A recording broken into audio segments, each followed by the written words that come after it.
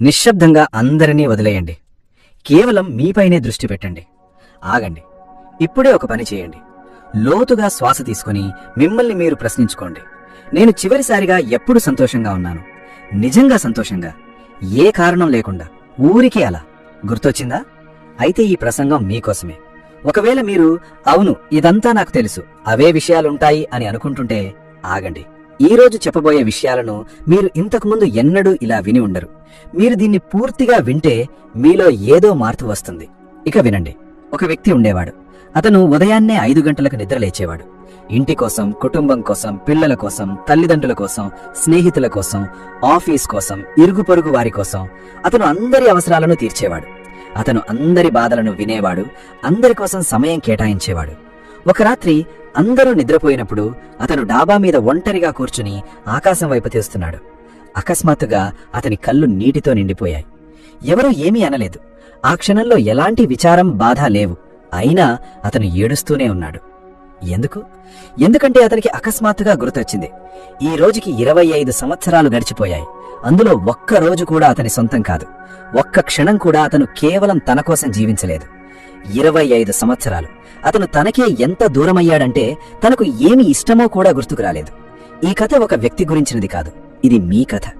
నేటి చర్చ ఇక్కడే మొదలవుతుంది. నిశ్శబ్దంగా అందరినీ వదిలేయండి. కేవలం మీపైనే దృష్టి పెట్టండి.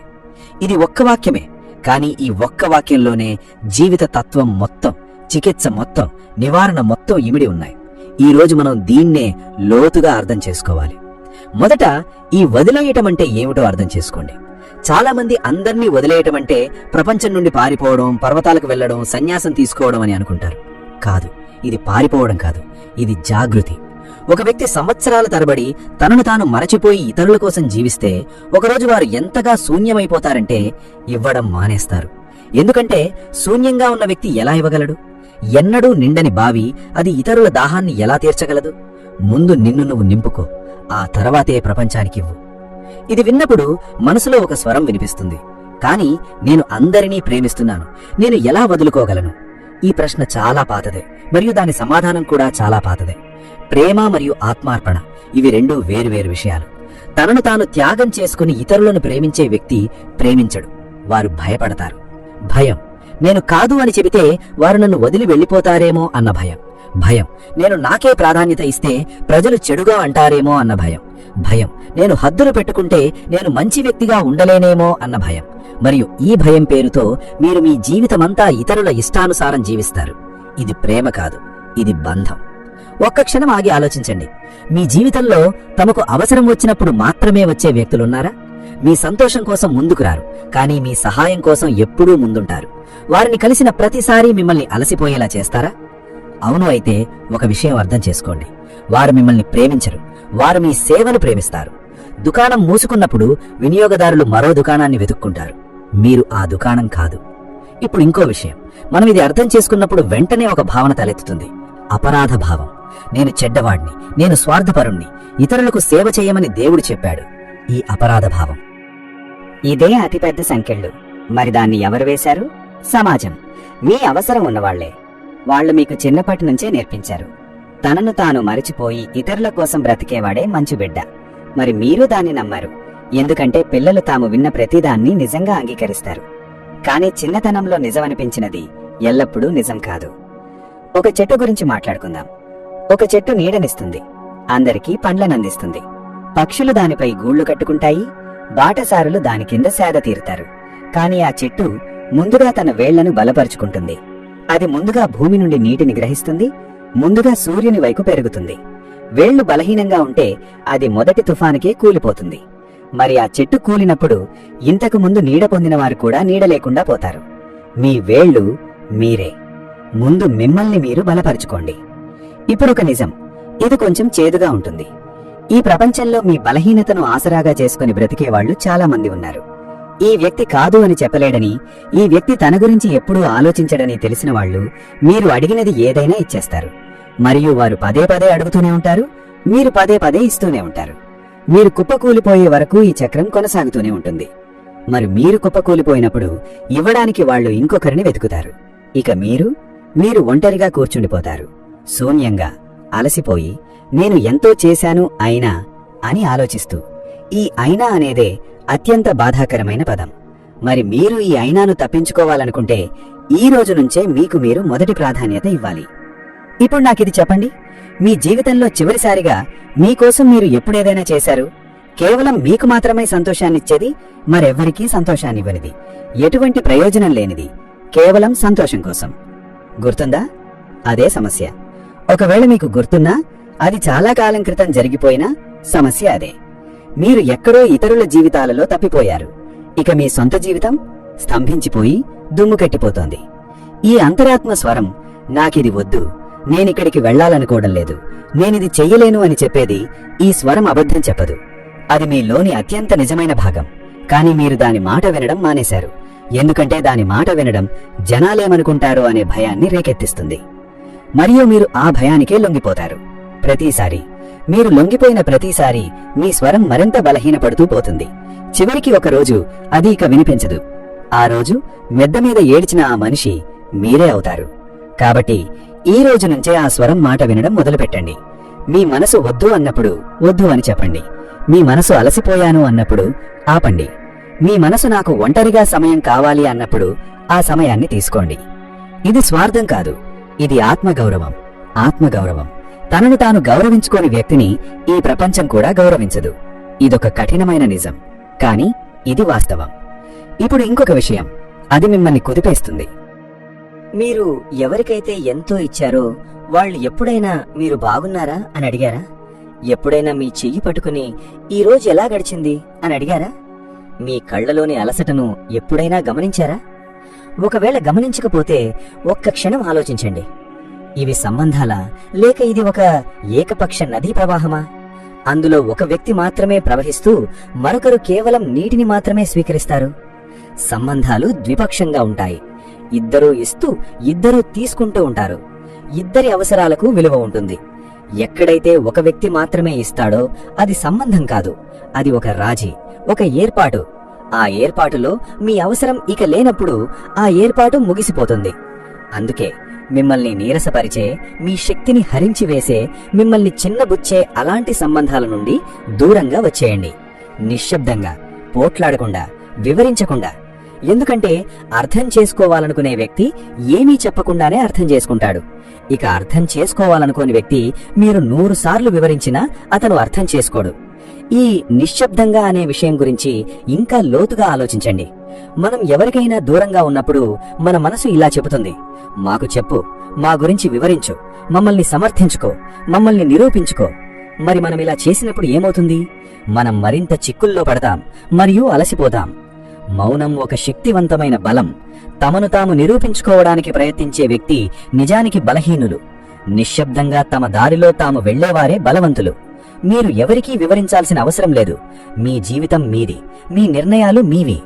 మరి మీరు ఈ మౌనాన్ని ఎంచుకున్నప్పుడు ప్రజలు కథలల్లుతారు. అతను మారాడు, అతను అహంకారి అయ్యాడు, ఇది మనకు సరైన సమయం కాదు, వదిలేయండి. మీరు మారినందుకు మీపై కోపంగా ఉన్నవారే నిజానికి పాత మిమ్మల్ని, ఎల్లప్పుడూ వారికి తోడుగా ఉన్న మిమ్మల్ని ప్రేమించారు. ఎప్పుడూ కాదు అని చెప్పని మిమ్మల్ని, ఆ పాత మీరు లోపల విరిగిపోయిన మిమ్మల్ని. అది మీరు కాదు, అది మీ భయం. అసలైన మీరు ఇంకా రూపుదిద్దుకుంటున్నారు. ఇప్పుడు ఇంకొక విషయం, విషపూరితమైన వ్యక్తులు. మీరు ఈ పదం విన్నారా? విషపూరితమంటే కేవలం చెడు అని మాత్రమే కాదు, ఉద్దేశపూర్వకంగా మీకు హాని చేసేవారే విషపూరితులు. మీరు వారితో ఉన్నప్పుడు మిమ్మల్ని నిరంతరం చిన్నబుచ్చేవారు కూడా విషపూరితులే. మీ ఆత్మవిశ్వాసాన్ని దెబ్బతీసేవారి మాటలు వినడం మరియు వాళ్లు వెళ్లిపోయినప్పుడు ఉపశమనం కరగడం. ఈ వ్యక్తి మీ స్నేహితుడు, బంధువు, ఎవరైనా కావచ్చు. అలాంటి వ్యక్తికి దూరంగా ఉండటం వారికి చేసే అపకారం కాదు, అది మీకు మీరు చేసుకునే న్యాయం. మీ హద్దులను గౌరవించని వారు మీకు అర్హులు కాదు. ఇది కఠినంగా అనిపించచ్చు, కానీ ఆలోచించండి. మిమ్మల్ని నిజంగా ప్రేమించేవారు మీరు సంతోషంగా ఉండాలని కోరుకుంటారు. మీరు విశ్రాంతి తీసుకోవాలని వారు కోరుకుంటారు. మీరు అలసిపోయినప్పుడు వారు అర్థం చేసుకుంటారు. అర్థం చేసుకోని వారు మిమ్మల్ని పట్టించుకోరు. వారు కేవలం మీ ఉపయోగం గురించే పట్టించుకుంటారు. ఉపయోగం మీద నిర్మించిన సంబంధాలు నిజమైన సంబంధాలు కావు, అవి కేవలం లావాదేవీలు. ఇప్పుడు ఒక లోతైన విషయం, మనం మనుషులను ఎందుకు వదిలిపెట్టలేము? ఎందుకంటే మనం ఒంటరితనానికి భయపడతాం. మరియు ఈ భయం, ఇది చాలా పాత భయం. బాల్యపు భయాలు, ఒక బిడ్డ తన తల్లి నుండి విడిపోయినప్పుడు ఏడుస్తుంది. ఎందుకంటే తమ చుట్టూ ఎవరూ లేరని, తాము ఒంటరిగా ఉన్నారని వారికి అనిపిస్తుంది. మనం పెద్దగయ్యాక కూడా ఆ భయాన్ని మనతోనే మోసుకెళ్తాం. ఈ భయం కారణంగా మనం తప్పుడు వ్యక్తులతోనే ఉండిపోతాం. ఎందుకంటే తప్పుడు వ్యక్తులతో ఉండడం కూడా నిజమైన ఒంటరితనం కంటే మేలైనదిగా అనిపిస్తుంది. కానీ ఇది అబద్ధం. వినండి, తప్పుడు వ్యక్తులతో ఉండడం వల్ల కలిగే ఒంటరితనం నిజమైన ఒంటరితనం కంటే 1000 రెట్లు ఎక్కువ బాధాకరం. మీరు జనసమూహంలో కూర్చున్నప్పటికీ మీ అంతరంగంలో పూర్తిగా ఒంటరిగా ఉన్నట్లనిపించినప్పుడు అదే అతిపెద్ద బాధ. ఒంటరిగా ఉండడం వల్ల కలిగే శాంతి ఆ జనసమూహం కంటే ఎంతో శ్రేష్టమైనది, మిమ్మల్ని మరింత శూన్యం చేసేది. కాబట్టి ఒంటరితనం అనే భయాన్ని వదిలేయండి. ఒంటరితనం శత్రువు కాదు, అదొక అవకాశం మిమ్మల్ని మీరు కలుసుకోవడానికి. మిమ్మల్ని మీరు కలుసుకోవడమే గొప్ప ప్రయాణం. మనం జీవితాంతం ప్రపంచాన్ని చుట్టేస్తాం. కొత్త ప్రదేశాలు, కొత్త మనుషులు, కొత్త అనుభవాలు. కాని మనం ఎప్పుడూ మనలోకి మనం వెళ్ళాం. మన లోపల ఏముందంటే అది ఏ ప్రదేశం కన్నా ప్రత్యేకమైనది, ఏ వ్యక్తి కన్నా ఆసక్తికరమైనది. మీ లోపల ఒక పూర్తి ప్రపంచం ఉంది. దాన్ని మీరు ఎన్నడూ అన్వేషించలేదు. మీరు ఇతరులతో చిక్కుకుపోయినంతకాలం మీరు ఆ ప్రపంచాన్ని ఎప్పటికీ చేరుకోలేరు. అయితే ఏం చెయ్యాలి? ఎలా మొదలుపెట్టాలి? ఇది చాలా సులభం. ఈ రోజు నుండి 1 గంట కేవలం మీది. ఫోన్ లేదు, బాధ్యతలు లేవు, ఎవరూ ఎవరికీ చెందినవారు కాదు, కేవలం మీరు. ఆ 1 గంటలో మీకు నచ్చింది చేయండి. మీ మనసుకు ఆనందాన్నిచ్చేది ఏదైనా, మీ ఆత్మకు పోషణనిచ్చేది ఏదైనా. బహుశా నడవడం, బహుశా రాయడం, బహుశా సంగీతం వినడం, బహుశా నిశ్శబ్దంగా కూర్చోవడం. అది ఏదైనా ఆ 1 గంట కేవలం మీది మాత్రమే. ఈ రాజీ ఎవరితోనూ కాదు. ఇక రెండవ విషయం, వద్దు అని చెప్పడం నేర్చుకోండి. ఈ 2 అక్షరాల పదం, అదే మీ గొప్ప బలం. ఎవరైనా మీ సమయానికి విలువ ఇవ్వనప్పుడు వద్దు. ఎవరైనా మీ భావాలను పట్టించుకోనప్పుడు వద్దు. ఎవరైనా ఎప్పుడూ తీసుకుంటూ ఏమీ ఇవ్వనప్పుడు వద్దు. ఈ వద్దు మీకు మీరు చెప్పుకునే అతిపెద్ద అవును. మీరు ఈ వద్దు అని చెప్పినప్పుడు ప్రజలు కోపపడతారు. పడనీయండి. మీ వద్దుకు కోపపడిన వారు మిమ్మల్ని ప్రేమించలేదు, వారు మీ అవునును ప్రేమించారు. మరి ఆ అవును అది మీది కాదు, అది భయం యొక్క అవును. నిజమైన ప్రేమ వద్దును కూడా గౌరవిస్తుంది. ఇప్పుడు ఇంకొక చాలా ముఖ్యమైన విషయం, మిమ్మల్ని మీరు జాగ్రత్తగా చూసుకోవడం అంటే కేవలం శరీరం గురించి మాత్రమే కాదు. అవును, శరీరం ముఖ్యం, నిద్ర ముఖ్యం, ఆహారం ముఖ్యం. కానీ వాటన్నింటికంటే ముఖ్యమైనది మనసు. మరియు మనసుకు శ్రద్ధ అవసరం. రాత్రిపూట మిమ్మల్ని నిద్రపోనివ్వని ఆ ఆలోచనలను గమనించండి. వాటి నుండి పారిపోవద్దు. సంవత్సరాలుగా అణిచివేయబడిన ఆ బాధను అనుభవించండి. దాన్ని బయటకు రానివ్వండి. ఎక్కడో దాచిపెట్టిన ఆ కలలను తిరిగి తీసుకురండి. ఈ పని భయంగా అనిపించవచ్చు, కానీ ఇదే నిజమైన స్వస్థత. ఒక విషయం గుర్తుంచుకోండి, మీ అంతరంగంలో మీరు చూడనిది బయట ఎప్పటికీ మారదు. మీరొక కొత్త ప్రదేశానికి వెళ్ళవచ్చు, కొత్త వ్యక్తులను కలవచ్చు, కొత్త ఉద్యోగం తీసుకోవచ్చు, కొత్త ఇల్లు కట్టుకోవచ్చు. కానీ అదే పాత బాధ, అదే పాత భయం, అదే పాత అలవాట్లు మీ లోపలే ఉండిపోతే అప్పుడు అంతా కొత్తగా ఉన్నా అంతా అలాగే ఉండిపోతుంది. మార్పు బయట నుండి రాదు, అది లోపల నుండి వస్తుంది. మరి లోపల నుండి మారాలంటే మొదటి అడుగు మిమ్మల్ని మీరు చూసుకోవడం. అద్దం ముందు నిలబడండి మరియు నిజాయితీగా ఉండండి. నేను ఎక్కడున్నాను? నాకు ఏమి కావాలి? నేను ఎక్కడికి వెళ్ళాలనుకుంటున్నాను? మరి నేను ఎందుకు వెళ్ళలేకపోతున్నాను? ఈ ప్రశ్నలను అడగండి. వాటిని కాగితంపై వ్రాయండి మరియు సమాధానాలను విమర్శించకండి. కేవలం చూడండి. దానిలోనే మీ భవిష్యత్తు మార్గం ఉంది. ఇంకొక విషయం, మీరు మిమ్మల్ని మీరు గమనించడం మొదలుపెట్టినప్పుడు ఒక విచిత్రమైన విషయం జరుగుతుంది. పాత సంబంధాలు మారిపోతాయి. కేవలం మీ అంగీకారం కోసమే ఉన్నవాళ్లు కొందరు దూరమైపోతారు, మరికొందరు వస్తారు, నిజస్వరూపంలో మిమ్మల్ని ఇష్టపడేవాళ్లు. ఈ మార్పు బాధాకరమైనది, కానీ అవసరమైనది. పాము తన పాత చర్మాన్ని విడిచిపెట్టినట్లుగా ఆ క్షణం చాలా బలహీనంగా ఉంటుంది, కానీ తర్వాత వచ్చే కొత్త చర్మం మరింత బలంగా ఉంటుంది. మీరు కూడా ఆ పాత చర్మాన్ని విడిచిపెడుతున్నారు. ఇంకొక విషయం, మీ ఎదుగుదలను చూసి ఇబ్బంది పడేవారి నుండి నేర్చుకోవాల్సిన పాఠం ఏమిటంటే వారు మీకు తగినవారు కాదు. అవి వారి అడుగుజాడలను అనుసరించిన పాత నీకోసమే. నీ ఎదుగుదలను చూసి ఆనందించేవాడే నిజమైన భాగస్వామి. నువ్వు మెరుగుపడినప్పుడు సంతోషించేవాడే నిజమైన భాగస్వామి. నీ పురోగతిని చూసి అసూయపడేవాడు భాగస్వామి కాదు. ఇప్పుడు ఒక చాలా లోతైన విషయం, మిమ్మల్ని మీరు ప్రేమించుకోండి. ఇది స్వార్థం కాదు, ఇది గొప్ప ఆధ్యాత్మిక సాధన. మిమ్మల్ని మీరు ప్రేమించుకునేంత వరకు మీరితరులకిచ్చేది ప్రేమ కాదు, అది బాధ్యత లేదా భయం లేదా అంచనా మాత్రమే. నిజమైన ప్రేమ పొంగిపోరలేది, నీ అంతరంగంలో ఆ పరిపూర్ణత బయటకు ప్రవహించడం మొదలైనప్పుడు అప్పుడు బయటకు వచ్చేదే ప్రేమ. మరి ఆ పరిపూర్ణత మీరు మిమ్మల్ని మీరు జాగ్రత్తగా చూసుకున్నప్పుడు వస్తుంది. మీకు మీరు సమయం ఇవ్వండి, మీ అంతరాత్మ చెప్పేది వినండి. ఇదొక విరోధాభాసం. తన కోసం జీవించేవాడు ఇతరులకు ఎక్కువగా ఇవ్వగలడు. తనను తాను త్యాగం చేసుకుని ఇతరుల కోసం జీవించేవాడు చివరికి ఎవరికీ ఏమీ ఇవ్వలేడు. ముందు మిమ్మల్ని మీరు నింపుకోండి. ఆ తర్వాత మీరు ఎంత ఇవ్వాలనుకుంటున్నారో చూడండి. ఎవరికి ఇవ్వాలనుకుంటున్నారు? ఆ ఇవ్వడంలో ఒక కొత్తదనం ఉంటుంది, అందులో ఆనందం ఉంటుంది, ఎలాంటి బలవంతం ఉండదు. ఇప్పుడు ఒక ఆచరణాత్మక విషయం. జీవితంలోని ప్రతి సంబంధాన్ని ఒక త్రాసులో పెట్టండి. ఒకవైపు ఈ సంబంధం నాకు ఏమిస్తుంది? శక్తి, సంతోషం, శాంతి, ఎదుగుదల. మరోవైపు ఈ సంబంధం నా నుండి ఏమి తీసుకుంటుంది? శక్తి, సమయం, మానసిక ప్రశాంతత. త్రాసులో ఒకవైపు ఎప్పుడూ బరువుగా ఉంటే అదే మీరు తీసుకునే వైపు అయితే ఆ సంబంధంపై దృష్టి పెట్టండి. దాన్ని సరిదిద్దండి, దానితో మాట్లాడండి, వివరించండి, లేదా నెమ్మదిగా దూరంగా వెళ్ళిపోండి. కానీ దానిలోనే ఉండిపోకండి, కేవలం వదిలి వెళ్లడం చెడ్డ విషయం అన్న కారణంతో. వదిలి వెళ్లడం చెడ్డ విషయం కాదు, మిమ్మల్ని విచ్ఛిన్నం చేస్తున్న దాన్ని పట్టుకుని వ్రేలాడడం అదే చెడ్డ విషయం. ఇప్పుడు చాలా తక్కువ మంది చెప్పే ఒక విషయం: క్షమించడం ముఖ్యం, కానీ మర్చిపోవడం అవసరం లేదు. చాలా మంది క్షమించండి, మర్చిపోండి, ముందుకు సాగండి అని అంటారు. క్షమించాలా? అవును, ఎందుకంటే క్షమించడం మీకోసమే. మీ లోపల నుండి ఆ కోపాన్ని, ఆ బాధను విడుదల చేయడం అది మీకోసమే. కానీ మర్చిపోవడమా? కాదు. మీకు జరిగింది ఒక గుణపాఠం, అది ఈ వ్యక్తి ఎలాంటివాడో తెలిపే సమాచారం. ఆ సమాచారాన్ని మర్చిపోవడం మిమ్మల్ని మీరు మోసం చేసుకోవడమే. క్షమించండి, కానీ గుర్తుంచుకోండి, ఆ జ్ఞాపకం ఆధారంగా మీ భవిష్యత్తు నిర్ణయాలు తీసుకోండి. ఇప్పుడు మరో విషయం, మిమ్మల్ని మీరు జాగ్రత్తగా చూసుకోవడంలో చాలా ముఖ్యమైన భాగం మీ భావోద్వేగాలను అంగీకరించడం. మనం చిన్నప్పటి నుంచే నేర్చుకుంటాం, ఏడవడం బలహీనత అని, కోపం చెడ్డది, భయం సిగ్గుచేటు. అందుకే మనం ఈ భావోద్వేగాలను అణిచివేయడం ప్రారంభిస్తాం. కానీ అణిచివేసినది బయటకు పోదు, అది లోపల పేరుకుపోతుంది. ఒకరోజు అది మరో రూపంలో బయటకు వస్తుంది. అనారోగ్యంలో, సంబంధాల్లో, గొడవల్లో, అకస్మాత్తుగా కుంగుదల రూపంలో. కాబట్టి ఆ భావోద్వేగాలను అనుభవించడానికి మిమ్మల్ని మీరు అనుమతించండి. ఏడవాలనిపిస్తే ఏడవండి, కోపం వస్తే దాన్ని అర్థం చేసుకోండి, భయపడాలనిపిస్తే దాన్ని చూడండి. ఇది బలహీనత కాదు, ఇది ధైర్యం. చాలా ముఖ్యమైన మరో విషయం, పోలికలు ఆపండి. ఆమె నాకంటే సంతోషంగా ఉంది, ఆమె సంబంధం బాగుంది, ఆమె జీవితం సులభం. ఇలాంటి పోలికలు శక్తిని వృధా చేయడమే. ప్రతి వ్యక్తికి వారి సొంత ప్రయాణం, వారి సొంత మార్గం, వారి సొంత పోరాటం. బయటకు సంతోషంగా కనిపించే వారి లోపల ఏముంటుంది మీకు తెలియదు. మీ ప్రయాణంపై దృష్టి పెట్టండి, మీ మార్గాన్ని చూడండి. మీ జీవితం కేవలం మీదే. ఇప్పుడొక విషయం, బహుశా అన్నిటికన్నా ముఖ్యమైనది, మీకు మీరు సమయం ఇవ్వండి, కానీ మిమ్మల్ని మీరు నమ్మండి. చాలా మంది తమపైనే దృష్టి పెడతారు, కానీ వారిలో అంతర్గత నమ్మకం ఉండదు. అర్హుణ్ణి, నేను మంచివాణ్ణి కాను, నేను చెయ్యలేను, నేను దానికి అర్హుణ్ణి కాను. ఈ ఆలోచనలే అవే అతిపెద్ద శత్రువులు. మరి ఈ ఆలోచనలు ఎక్కడి నుండి వస్తాయి? మిమ్మల్ని పదే పదే తక్కువ చేసి మాట్లాడిన వారి నుండి, మీ విలువను అర్థం చేసుకోని వారి నుండి. కాని వారి అభిప్రాయాలు అవి నిజం కాదు. మీరు అర్హులు, మీరు చాలు, మీరు విలువైనవారు. ఇది నిజం.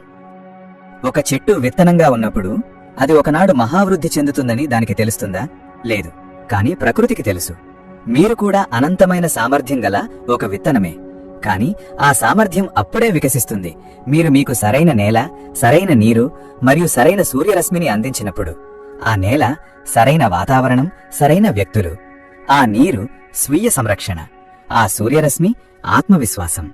ఈ మూడు మీ వద్ద ఉన్నప్పుడు మీరు వికసిస్తారు. ఇప్పుడింకొక విషయం, ఇది ఆచరణాత్మకమైనది. మిమ్మల్ని నిరంతరం కించపరిచే వారి నుండి దూరం కావడం ప్రారంభించండి. క్రమంగా, హఠాత్తుగా కాదు, నాటకీయంగా కాదు. వారికి అందుబాటులో ఉండటం తగ్గించండి. మీ కాల్స్ తగ్గించండి, మీ సందర్శనలను తగ్గించండి. మరియు చూడండి, వారు గమనిస్తున్నారా? వారు అడుగుతున్నారా? వారు పలకరిస్తున్నారా? లేదంటే మీకు సమాధానం దొరికినట్లే. ఒకవేళ అవునంటే అప్పుడు చూడండి, వారు నిజంగా పట్టించుకుంటున్నారా లేక కేవలం తమ పని పూర్తి చేసుకోవడానికే చూస్తున్నారా? మానవులకు ఒక పెద్ద బలహీనత ఉంది. వారు పాత మంచి రోజులను గుర్తుంచుకోవడం వల్ల చెడ్డ సంబంధాలలోనే ఉండిపోతారు. అంతకుముందు ఎంత బాగుండేదో అతనికి గుర్తుంటుంది. అంతకుముందు అలా ఉండేది కాదు. కాని నిజమేమిటంటే, ఉన్నదాన్ని చూడండి, గడిచిపోయిన దాన్ని చూడండి, కాని దానిలోనే జీవించకండి. వర్తమానంలో ఉన్నదే నిజం. ఒకవేళ ఆ సంబంధం మీకు బాధ కలిగిస్తుంటే పాత జ్ఞాపకాలు ఆ బాధను సమర్థించలేవు. ఇప్పుడు మిమ్మల్ని నవ్వించే, ఆలోచింపజేసే ఒక విషయం చెప్తాను. మనం ఇతరుల అభిప్రాయాలకు ఎందుకంత విలువ ఇస్తామో తెలుసా? ఎందుకంటే మనకంటే వారికే మన గురించి బాగా తెలుసని మనం అనుకుంటాం. ఒక్కసారి ఆలోచించండి, మీతో 2 గంటలు గడిపిన వ్యక్తి అభిప్రాయానికి మీరు విలువ ఇస్తారు. మరి రోజు 24 గంటలు మీతో మీరే ఉండే మీరు మీ సొంత అభిప్రాయానికి విలువ ఇవ్వరు. ఇది నిజంగా హాస్యాస్పదం, కాని మనం చేసేది ఇదే. మనం అంతరాత్మను విస్మరిస్తాం మరియు తరచుగా తప్పుగా ఉండే బయటి మాటలను నిజమని అంగీకరిస్తాం. ఈ రోజు నుండి మన అంతరాత్మ మాటకు ఎక్కువ ప్రాధాన్యత ఇద్దాం. మరొక విషయం, ఏకాంతం ఒక శిక్ష కాదు, ఏకాంతం ఒక వరం.